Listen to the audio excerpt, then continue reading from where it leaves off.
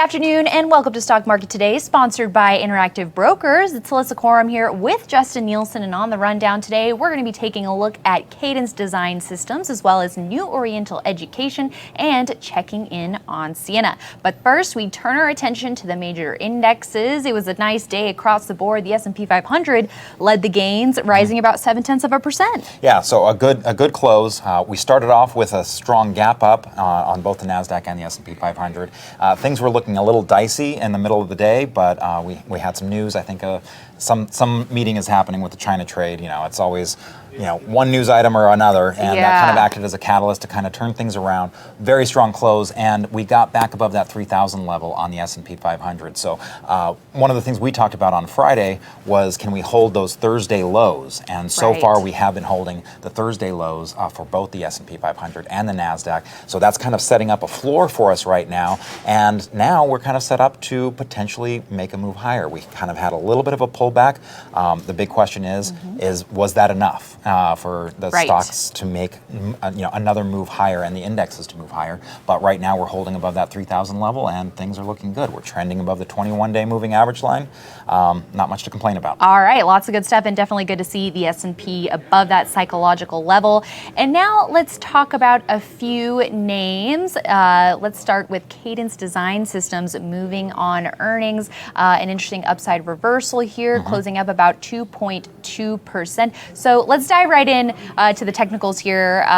Fundamentally, strong growth on the top and bottom line. So it was able to pull off this reversal. Yeah, and so it basically, I think they beat estimates, but they came in line with guidance. But it was really getting punished in after-hours trading. It was down 3%, and then it started off very weak today. But things kind of turned around, and so when you kind of see it test those areas, what it basically did was come back down to the level of the breakout. It broke out above a base, and it came back down to that level around 70.50, a little bit higher than that, and got support and came right back for a very strong close. When you see that kind of upside reversal, that usually gets followed up with more gains. And so one of the great things about that is, as opposed to breakouts, you can sometimes get a little bit of an earlier price. You're not buying on weakness per se, because you do have that strength coming in afterwards. And so it kind of sets up a nice way for you to get some cushion early before the breakout. So these reversals you're looking at a lot for swing trading, and it coupled with that earnings announcement.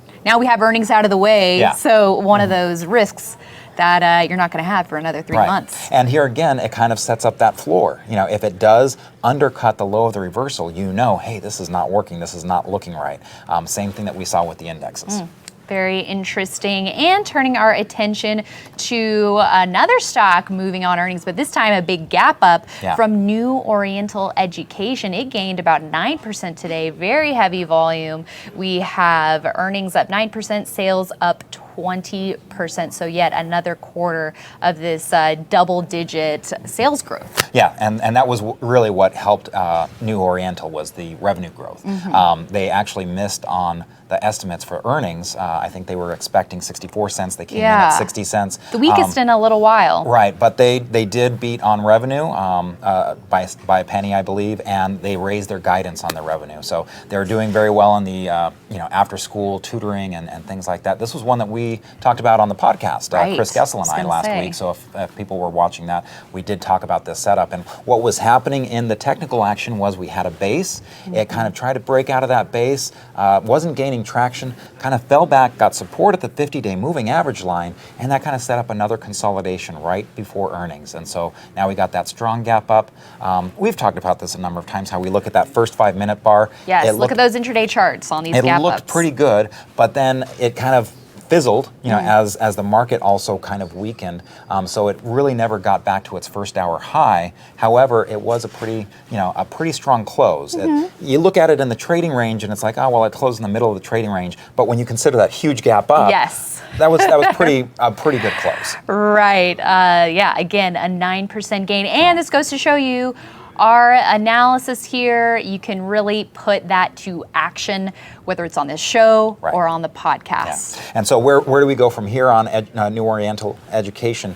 I'd like to see it kind of go sideways for a little bit, consolidate Hold some of those those gains. gains. But if it can kind of get back into that new high territory where it was at the first hour high, then that could be Potential entry? Right, potential. All right. New, more moves there. All right. But a sideways, consolidation would be kind of nice. Yes. All right. Well, we'll be keeping an eye out for that. But let's cap things off with a look at Siena. I believe the last time we talked about this, because this last quarter had an earnings cap, and it has been able to hold in a relatively tight range. The depth of this new base is about 11%, but it's definitely not filled the gap by any means. Right, and so that's kind of one of those things we like to see, where it's able to hold all the gains of such a tremendous gap from that earnings report. And what this is kind of, we like to talk about the base on top of a base. This is almost like a base within a base, or a base next to a base. Right. But you get this kind of deeper base that we saw in the fourth quarter of 2018, and now we've got this much tighter, as you said, an 11% base. It's much tighter, it's much more manageable,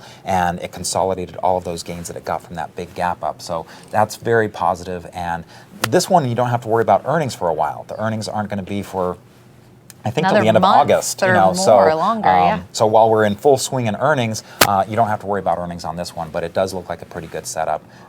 So this is one to have on your radar. Yeah, and you were kind of saying how this mirrors the action that we're seeing more broadly. In that, just looking at the S&P 500, that we took a look at earlier, you had this big base in the S&P 500 from the Q4 2018, and now we've kind of almost formed another little tiny base that kind of that 3,000 level became an area of resistance. So this, again, looks like a pretty good setup, and we do have that floor of Thursday low that just tells us, hey, if we're going to get into trouble, that's going to be our first indicator. All right, well, we will be keeping tabs on Siena as well. So some good ideas for you to take a look at and do even more research. And if you want more analysis, you can head to investors.com for all the latest. And we also have a webinar coming up on how to trade like a market shark. And we have newsletters. We just have a lot of things that we want you to know about. So for those newsletters, make sure you go to investors.com/newsletters to get those in your inbox. A lot of exciting things happening now that it's earnings season. Yeah. And a lot of these things are very education oriented. Not to go back to New Oriental Education. This is investor education, where we're really trying to help people kind of make sense of the market. Yeah, timely, yet timeless. Yes, things that you're gonna want to add to your toolbox. You're gonna see these things over and over again. The names change, but a lot of the things remain the same. All right, good stuff. Thank you so much for joining us today, everyone, and we will see you right back here tomorrow.